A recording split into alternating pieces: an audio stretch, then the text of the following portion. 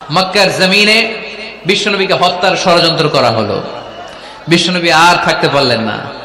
বিশ্বনবীকে আল্লাহ বললেন, নবী আপনার জন্য আর গ্রিন সিগন্যাল নাই, মক্কা থেকে আপনাকে চলে যেতে হবে মদিনায়। আপনি চলে যান, আপনার বন্ধু আবু বকরকে নিয়ে হিজরত করে চলে যান। বিশ্বনবী চলে যাচ্ছিলেন আর মক্কার দিকে তাকিয়ে চোখের পানি ছাড়ছিলেন আর বলছিলেন, মক্কা তো হাব্বুল বিলাদ ইলাইয়া, মক্কা আমার কাছে সবচাইতে শ্রেষ্ঠ শহর। লাউলা উখরিজতু লামা খারাজতু মিনহা, মক্কা থেকে যদি আমারে বের করে দেয়া না হতো আমি মক্কা থেকে বের হতাম না। বিশ্বনবীকে মক্কা থেকে মদিনায় পাঠিয়ে দেয়া হলো। জন্মভূমি ছেড়ে বিশ্বনবী মদিনায় যাচ্ছেন, মনটা খুব খারাপ।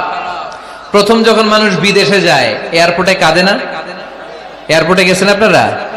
আহা, পরিবার পরিজনদেরকে কেঁদে কেঁদে অশ্রু সিক্ত নয়নে বিদায় দেয়। বিশ্বনবীও চোখের পানি ছেড়ে মক্কাকে বিদায় জানালো। মন খুব খারাপ, কিন্তু মদিনায় যেয়ে দেখে এলাহি কাণ্ড।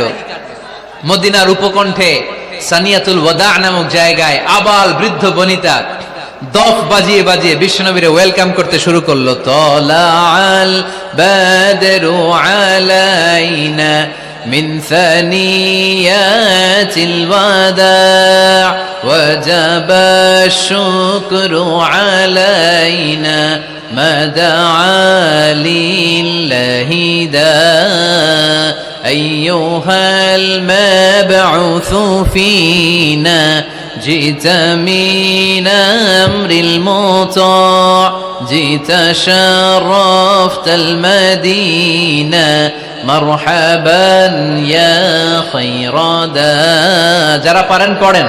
طلع البدر علينا من ثنيات الوداع وجب الشكر علينا ما دعا لله دا পড়েন না, আল্লাহু আকবার। এই বিশাল জনসমুদ্র দেখে তলাল বদরু আলাইনা আর দফ বাজাতে বাজাতে নবীকে ওয়েলকামিং রিসিপশন দেয়া হলো। এই মদিনার মানুষের ভালোবাসা দেখে মক্কা থেকে যে তিনি চোখের পানি ছেড়ে বিদায় নিয়েছেন, এই দুঃখের কথা বিশ্বনবী ভুলে গেলেন।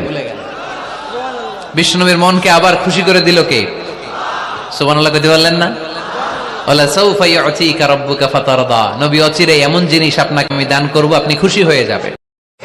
মাঝে মাঝে আল্লাহ আমাদেরকে দুঃখ কষ্ট দিয়ে পরীক্ষা করতে চান, এগুলো আমাদের জন্য খারাপ নয়।